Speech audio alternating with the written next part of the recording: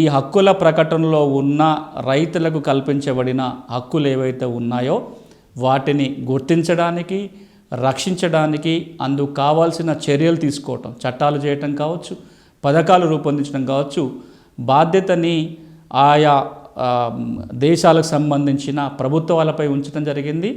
అంతేకాకుండా ఏవైతే అంతర్జాతీయ సంస్థలు ఉన్నాయో ఇందుకోసం పనిచేయాలి.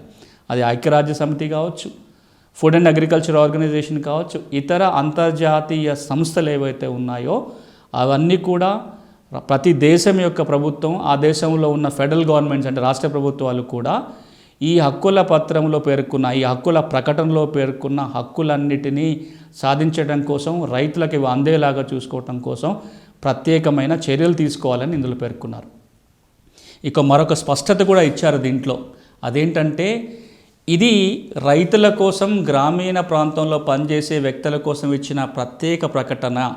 కానీ ఇప్పటి వరకు ఇతర అంతర్జాతీయ ఒప్పందాల్లో కానీ, అంతర్జాతీయ పత్రాల్లో కానీ ఏవైతే హక్కుల గుర్తింపు జరిగినాయో వాటికి అదనంగానే ఇది రావటం వల్ల మిగతా వాటిలో హక్కుల్ని రైతుకు లేవని కాదు, వాటితో పాటుగా వాటికి అదనంగానే ఇది వర్తిస్తుంది.